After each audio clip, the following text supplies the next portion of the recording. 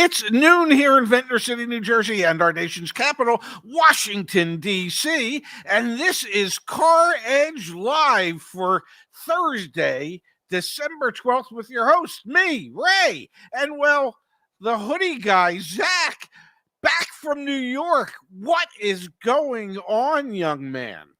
How are you doing, Pops? Happy Thursday to you. Excited to be back here with you on CarEdge Live. Today's show, folks, is brought to you by CarEdge.com.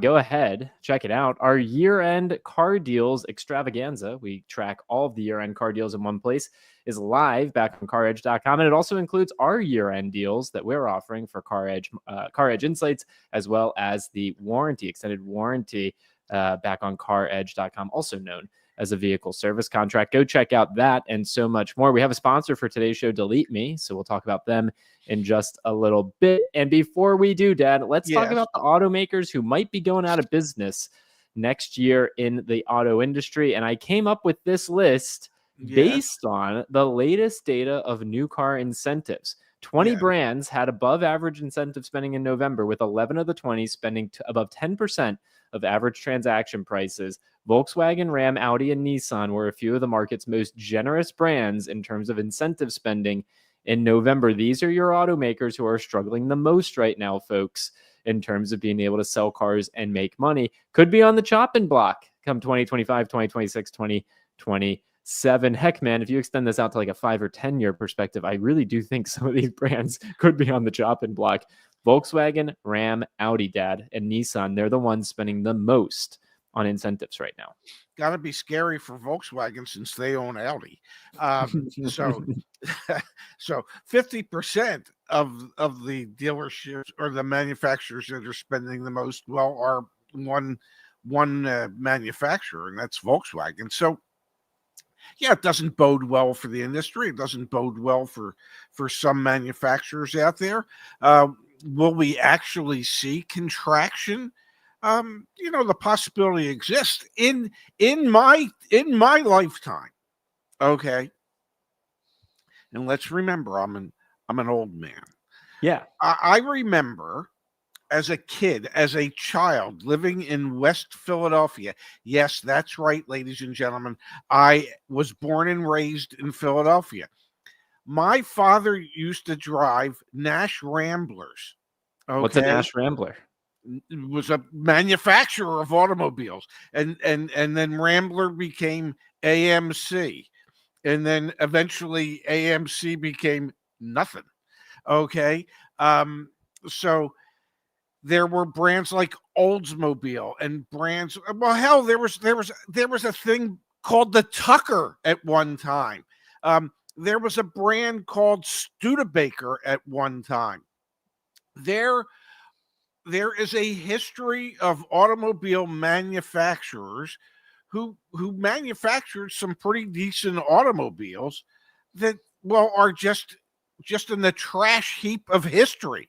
So are you making the point, Dad, that this has happened before? You've had and you've seen in your lifetime and in your career, automakers go by the wayside. We have folks in the comments here saying, like Igor saying, CDJR and Nissan and Volkswagen are not going to go out of business, period. And I think I would like to change the title of today's stream if I can. Yeah. I think these brands exist in perpetuity. I think they change ownership. I would be shocked if some of these legacy automakers who are burning through the money right now don't change ownership in the next couple of years, or even put like a 10-year in the next decade. And maybe you do see one or two of them go out of business, like I guess the AMC Nash Rambler did, because there are brands in the history of automotive that have gone out of business. You just don't make money. And I think that could happen here. Yeah, no, when you see certain names, you think to yourself, okay, they're going to be around forever. Maybe there are no guarantees, absolutely none, that any of these brands will be around 10 years from now, 20 years from now, 100 years from now. There's just no. Now, the likelihood is that perhaps they will be. The likelihood of there being consolidation within automotive manufacturing, I think, is greater than it's ever been. will some major EV manufacturers buy out some of these legacy brands and somehow figure out a way to keep the name out in the I mean, here's something for you. Okay. Just to give you some idea as to name recognition and sometimes when it really doesn't mean anything. Okay. Year and a half ago, a business called Bed Bath and Beyond went out of business, went bankrupt, went out of business. I get emails from them every day. Okay. Somebody bought the name. Sharper Image went out of business, what, 10 years ago? I mean, Dad, Somebody did you bought see the name. Enron? Some people just bought the intellectual property to Enron and are bringing back Enron. So the names are going to exist in perpetuity. And I think the chopping block here, I think using percentage of incentive spent is a good proxy to understand which brands are in the most pain. And you and I have talked about this on this show. Maybe we should see if we can get David from Automotive Press back on the channel. My thesis here, Dad, is that the automakers, Volkswagen, Ram, Audi, and Nissan have done the calculus. And they've determined that it makes sense to continue to overproduce their vehicles, and instead of reducing supply, just keep jacking up incentives, because the cost infrastructure associated with shutting down plants and factories is too high and too timely. It takes up too much time. It's just more cost effective for them to bleed their money out through incentives than it is to bleed their money out by stopping the production of their vehicles. So these brands will continue to exist most likely, just like to your point. And I think they're making the decision to just keep jacking up incentives instead of stopping production.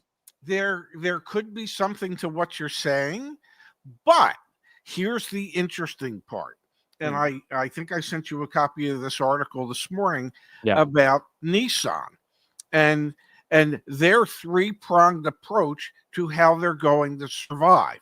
And the way they're planning on surviving is to match production to demand. Whoa, something they haven't done in quite some time.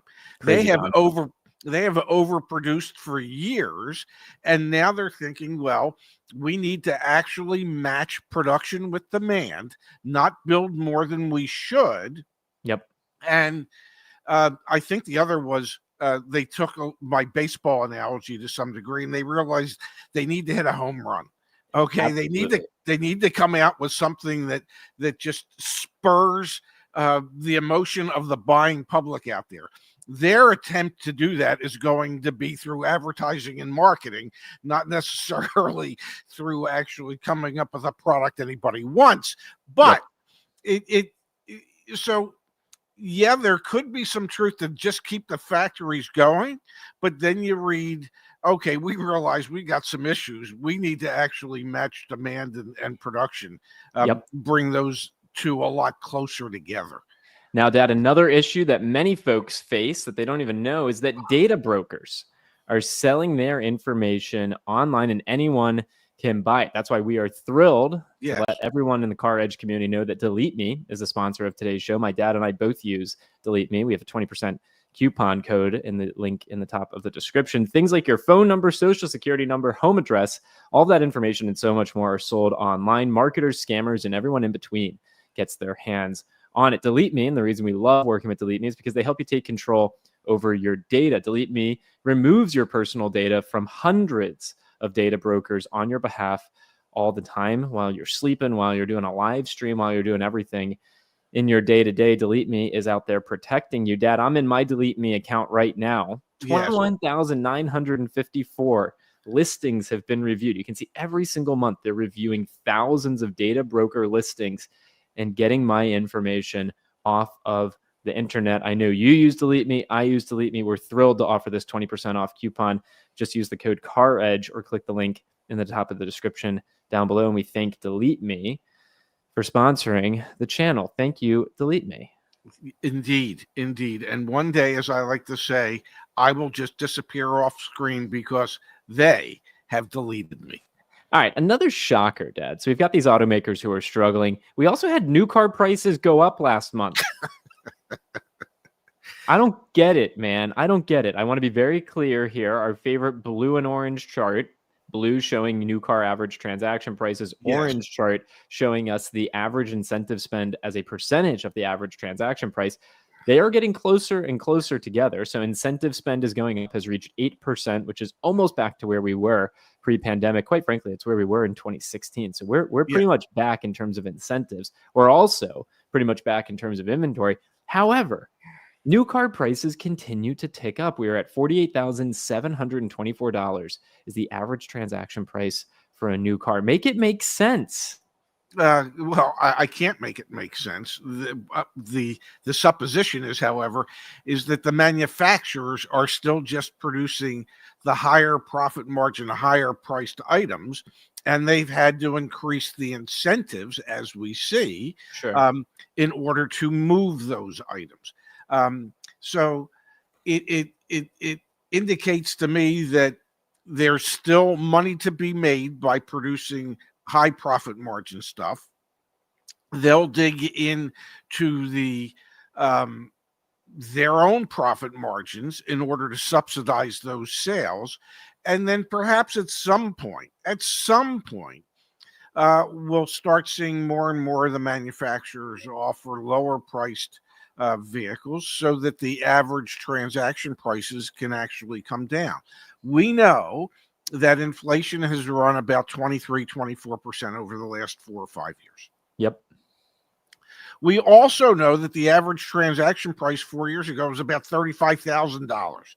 Yep. We are so far above just the inflationary portion of it that it just indicates that manufacturers are not yet willing at this particular point in time to back off of producing those 60, 70, 80, 90, $100,000 vehicles, because, well, they like the profit they make when they wholesale those vehicles to their dealer body. Yep.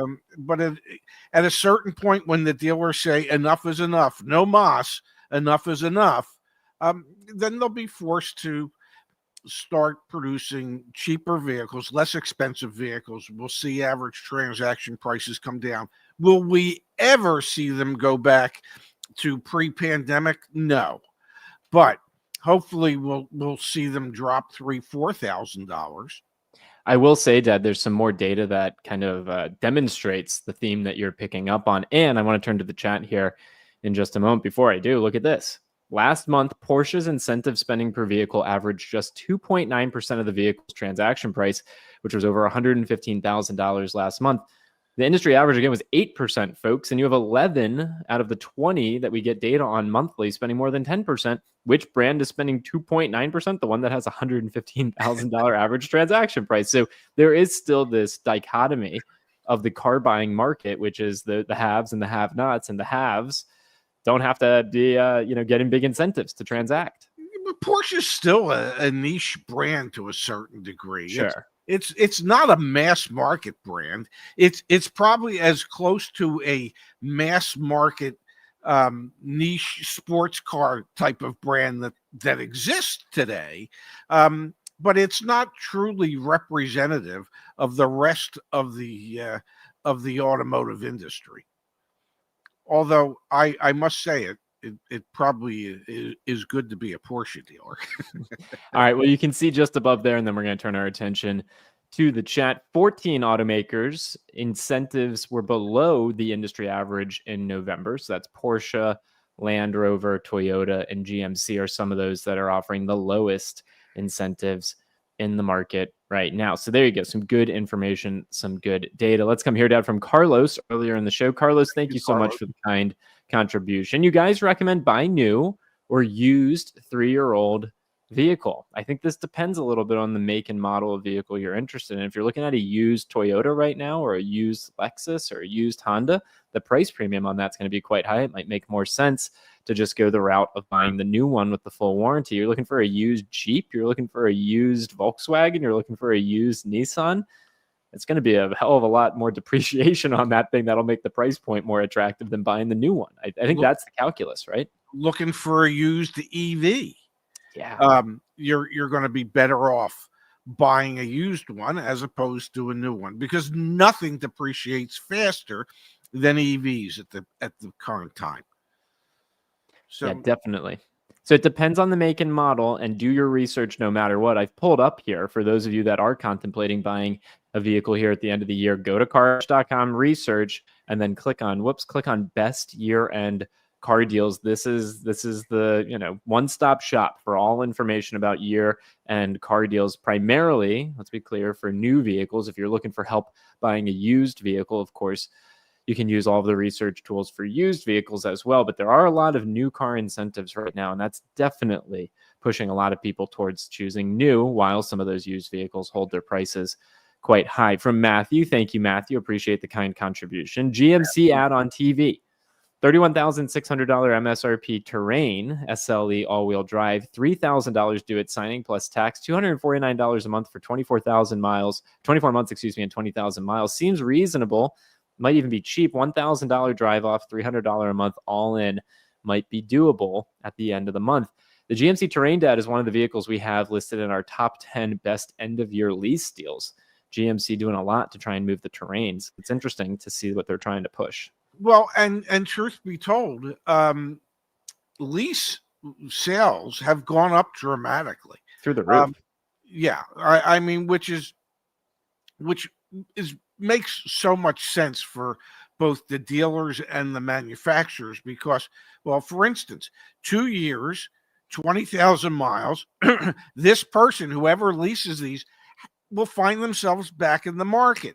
And guess what? The dealers are going to get their hands on a 2-year-old, 20,000-mile vehicle that are hard to find at the present time. So leasing has gone from about 17% to about 25, 26% of all vehicles sold. It needs to get back up into the low to mid 30s where it had been.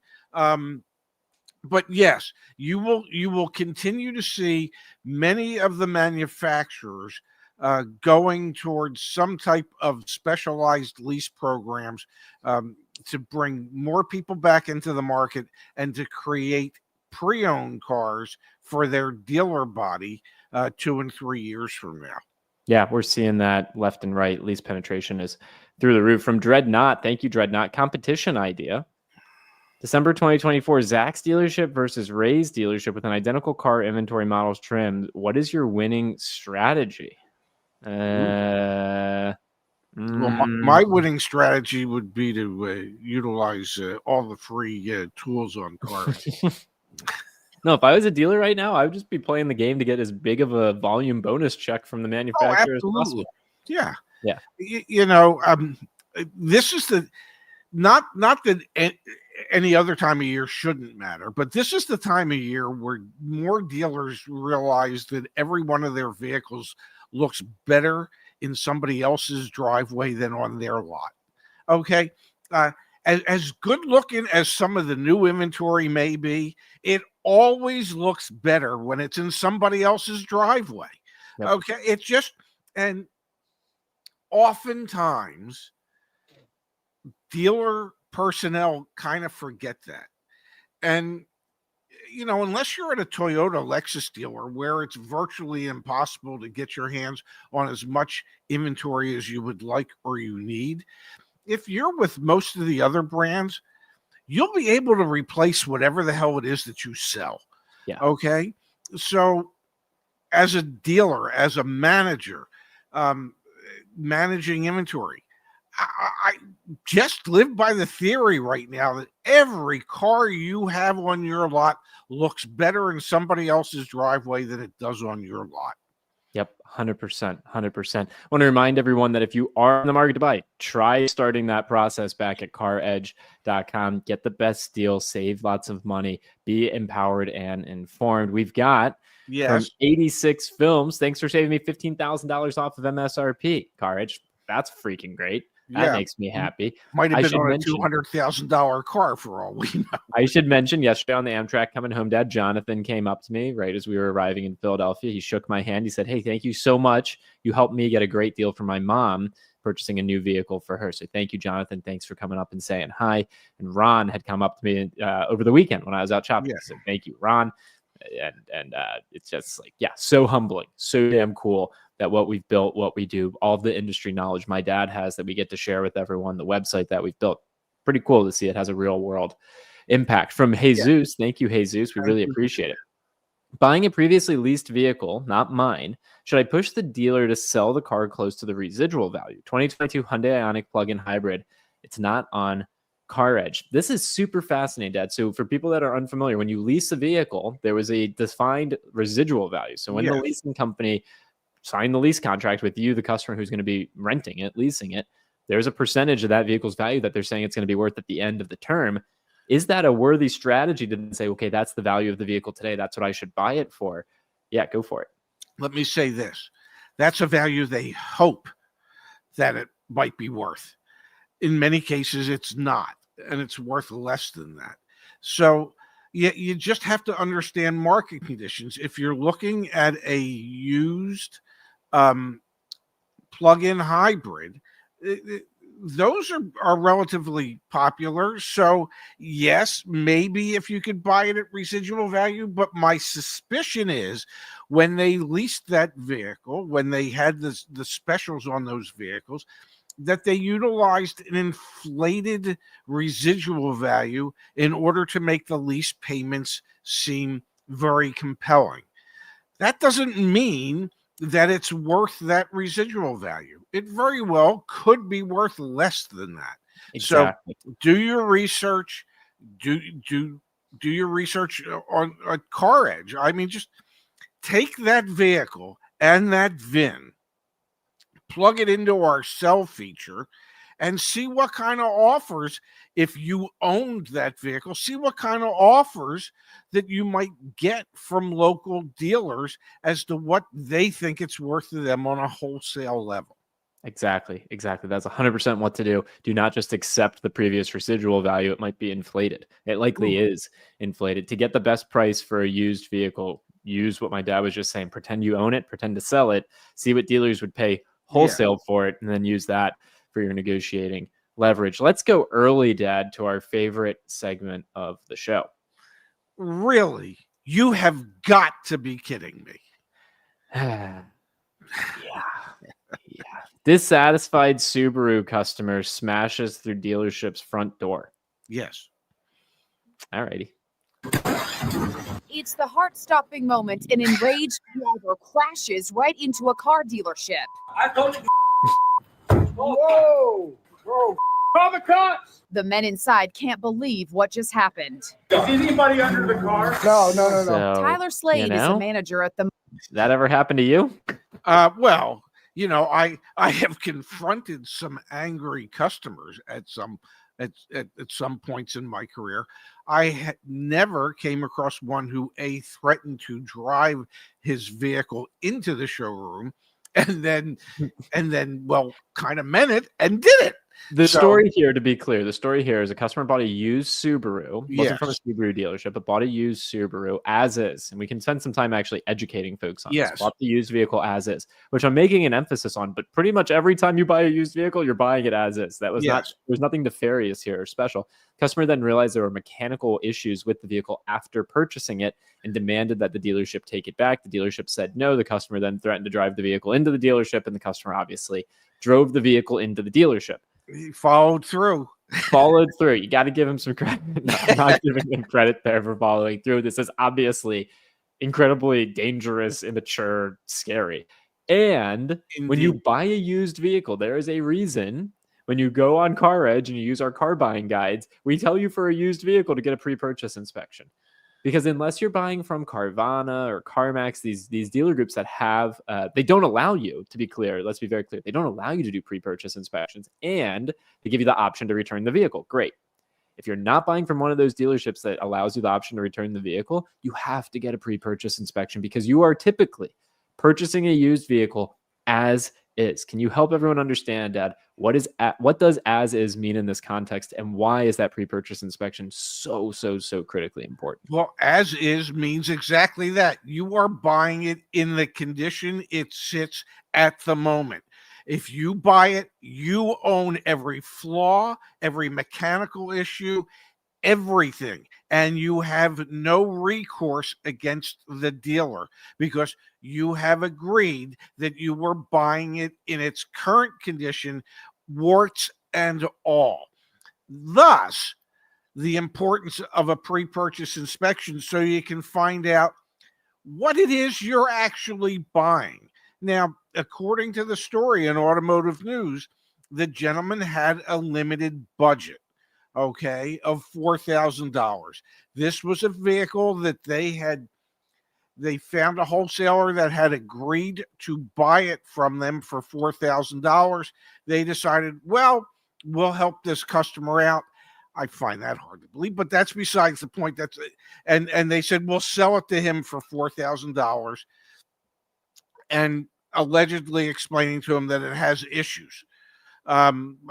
Apparently, either he didn't understand that it had issues, or they didn't do a particularly good job of explaining that it had issues. And they thought they were doing him a favor by allowing him to purchase a $4,000 vehicle that God knows how much it was going to need in mechanical repairs to make it roadworthy. But as is the condition in which it sits, and the dealership has no responsibility to do anything about any of the issues that it might have. So that is as close to buyer beware when it comes to buying a car as I can possibly think of. And again, folks, this is for used vehicles. You just have to do it. You have to do it. You need to convince yourself that spending $150 is worth it in the long run. And obviously, we don't condone people driving cars into buildings. Does make for great content. I want to be very clear. I was tagged about, 100 different times on various platforms. People saying, have you seen this video? Have you seen this? Of course I saw the video. It was absolutely insane. And it could have been easily avoided. Pre-purchase inspection. This is why social media exists, so that people can share stuff like this. If social media didn't exist, would this guy have done that? I don't know. But I've seen angry customers. It's difficult when people get emotional to calm them down and talk about what resolutions there could possibly be. But the one thing I do know is that is a time for dealership staff to be as empathetic as they possibly can be, as opposed to in many cases where they will go, hey, you knew you bought it as is. Yeah. Well, also remember we had the SWAT team captain story from Yes. earlier in the week. So anyway, there's all sorts of, when emotions get in play, folks, things can get a little crazy. I know that from personal experience. Never drove a car into a building, but emotions are difficult, and obviously that's something that was at play here. And with the garage door opener story from the poor SWAT team captain who had his wife, got divorced from his wife. So these things happen. You know what else happens, Dad? Car deals happen, and you should not get taken advantage of, folks. You have to be empowered. You have to be informed, and that's why we've built CarEdge.com. Please, if you are in the market to buy a car, get the dealer invoice price for the new car. If you're searching for a used car or a new car, use the car search. Researching. Do your research before you head to the dealership. If you don't want to do all the hard work, let us do the car buying service for you and totally white glove experience, or use CarEdge Insights. Unlock the tools that our team uses to purchase a vehicle. Warranty, we've got the $250 off. It's the first time in a long time we've done any promotion around vehicle service contracts, so take advantage of that. Tire and wheel protection, key replacement here as well. You can either purchase those, any of these, or just use them to price shop at the dealership. If you're going to sell a car, get quotes from CarEdge first, refinancing an auto loan, or shopping and saving on auto insurance. We have all that and so much more. Some might even say too much more back on CarEdge.com. I've got a question for my dad and for the community, but before that, we'll come here to Matthew. Thank you, Matthew. We appreciate it. That's not buyer beware. Buyer's been warned. Jerk. I'm trying not to pass judgment. But listen, if he understood what he was buying, then he shouldn't have been that upset. But then again, he probably realized, oh my God, I just threw away $4,000. And I don't know where this happened. I forget exactly where it happened, but man, he was a perfect candidate to visit our friend Brandon at Car Questions Answered, because at least the vehicles that he sells for $4,000, Well, checks them out. I don't know if you can build up enough speed to drive them through a showroom, but they have checked them over, and they are in relatively decent shape for a decent amount of time. But yeah, even there, you're buying it as is. Now the difference is Brandon, if there was an issue, would do something about it.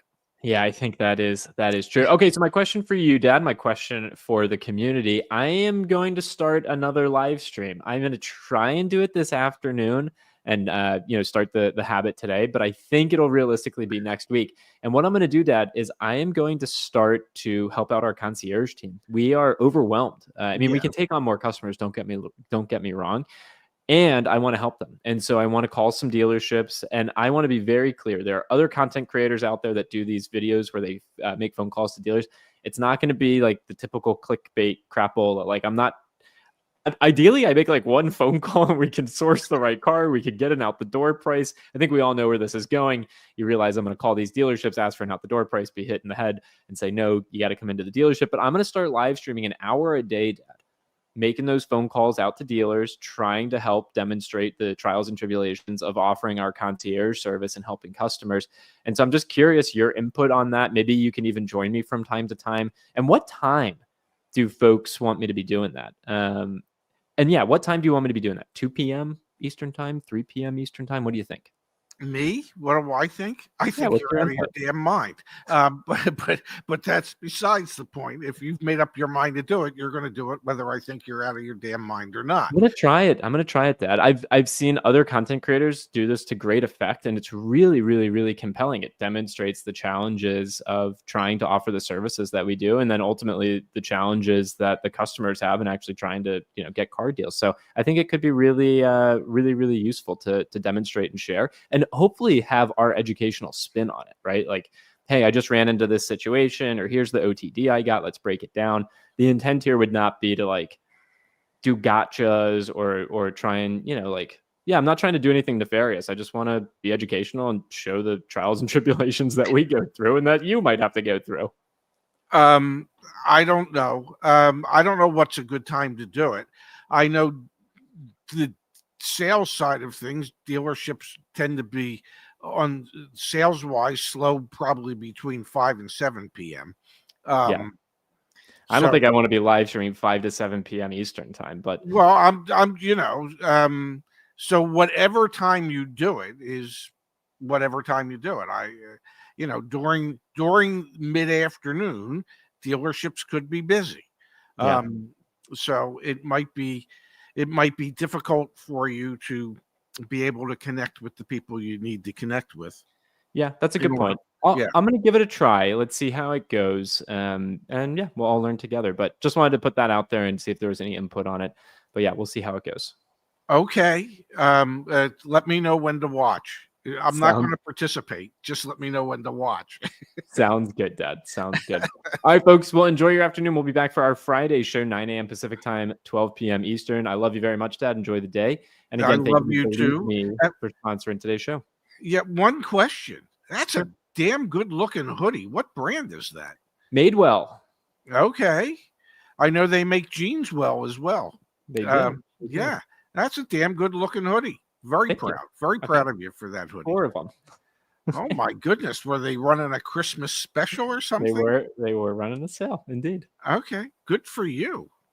All right, Dad. I love you so much. Enjoy the day. You do the same. I'll talk to you later, handsome. Thank you, everybody, for being here today. Yeah, I like that hoodie.